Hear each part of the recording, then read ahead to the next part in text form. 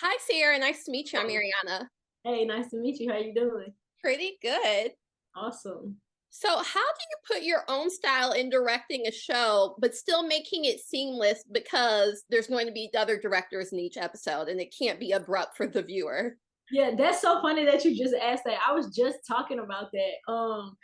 And for me, trying to fit seamlessly into a season with other directors really just requires a lot of like knowing and collaborating with your writers and like knowing what the tone is and how I like to put it is protecting the baby because this is somebody else's thing, especially when you have like a legacy show like Power and stuff like that. And so it's like for me, I always trust the actors and I consult with them because it's like they know these characters better than me. So like they are my secret weapon, into like getting those performances and like just kind of keeping it smooth and also just like relying on my DP and my camera team because they're there the entire time. You know what I'm saying? They know what the look is. And so I really rely heavily on them to just like set the tone when it comes to the visuals and stuff like that. And I'll have my own special requests every now and then. Like I have a couple of like shots that I like to do like stylistically and I'll try to throw those in there. But when it comes to situations like these, like you can't go into it as like just an auteur and everything is just like your style, your style, your style is being able to like be that like chameleon in there and like, um fit in, like you say, fit in seamlessly. And so it's a trick to it. So you have to like pander to the show a little bit and just you have to just know your role. So like I'm the babysitter and I protect the baby. I know what the parameters around the baby are, needs, wants, likes, dietary restrictions. I'm gonna rock your baby. I give you your baby back, you know what I'm saying? And you'll like what I did with the baby. You may call me to babysit again. And so it's just really about having a collaborative spirit all around. Yes. What was one of the shots that it's just like, okay, you guys got a Sierra shooter experience? Like, this is my signature. I really like dirty shots and shots with a lot of lines and stuff. So one of my favorite shots that I can think of off the top of my head is when Jenard goes to see Shanti in the ring. Mhm. And he's like leaning up against the ropes and he's just like right on this like left side of frame and he's kind of backed in the ropes because he is in that episode. And so it was like giving you just like a little taste of that. Like half the people probably wouldn't even like get the symbolism, but I know what was going on. And so like it was just one of those. And it was also just like a moody, gritty shot, lots of cool colors, stuff like that. So those are the kind of things I like. Yes. Speaking of Jenard, he is a mess. However, I don't know why it's surprising that he's a mess because he's leading a group called Treason, but people expect Right. him to be loyal. But Right.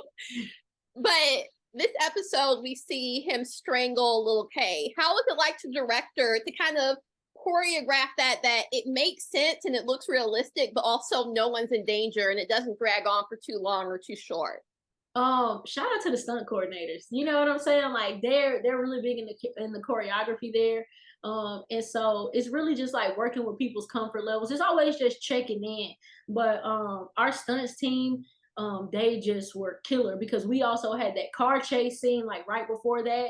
And so, they orchestrated all of that. And then it's just like the mechanics of it, just kind of getting it down and camera angles that can help you cheat things. But it was intense, you know what I'm saying? And they both did a great job of like giving that heightened emotion and stuff that was going on in there. But for us, just like a regular old stunt scene, just kind of choreographed. And you also have to like be able to have a couple places where you like raise the stakes. Like Lil K pulls out his gun, smacking that away, strangling him with the thing. Like so many levels to it. So Yeah, like I feel like every question was answered because like Lil K isn't just going to like let this go, but he's also like, oh, this is my friend. I can talk him out of it, like chill out. And yeah. obviously he did it. We also see like the deep freezing and the cracking of the hand. What was it like to shoot that? Yo, first of all, that scene was crazy. Having like seven grown men in a box that's not that big was kind of hard, like logistically to shoot in and stuff like that.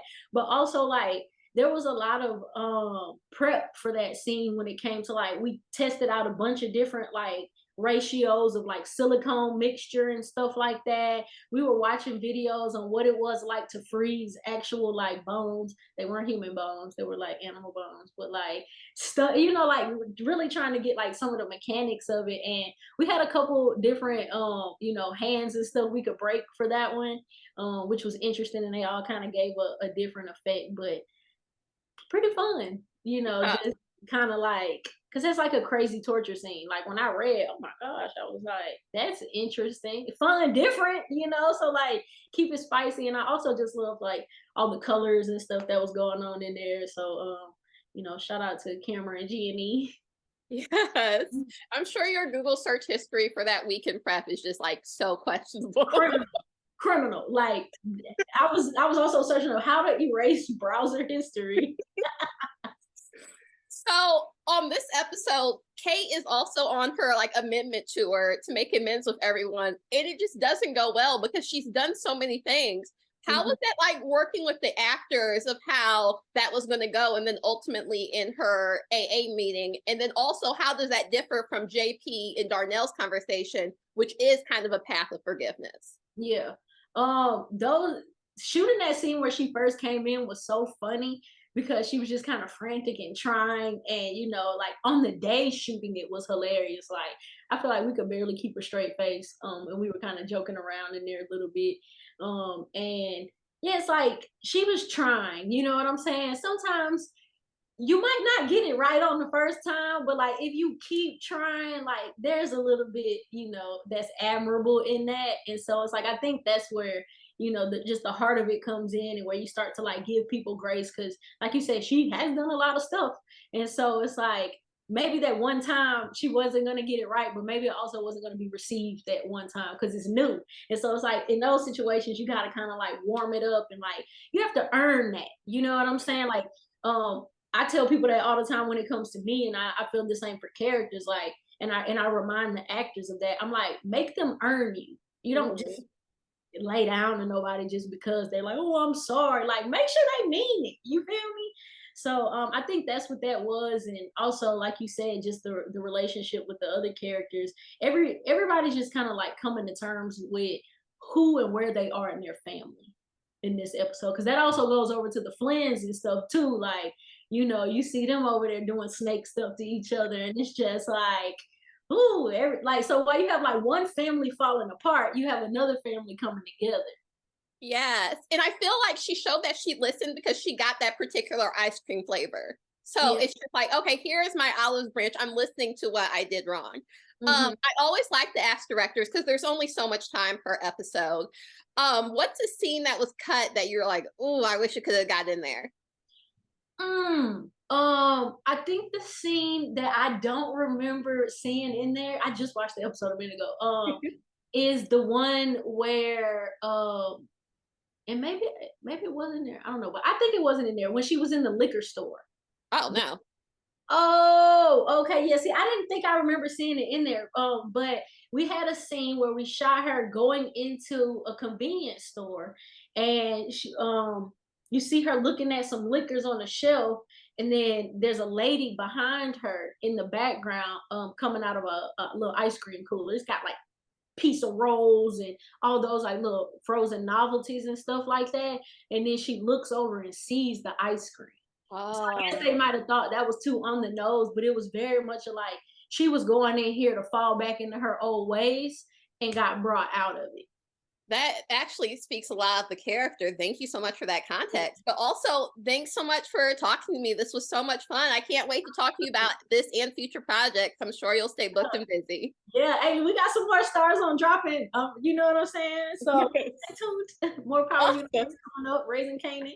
Yes, I'm excited. I'll talk to you then. Absolutely. Okay. Thank you. Bye.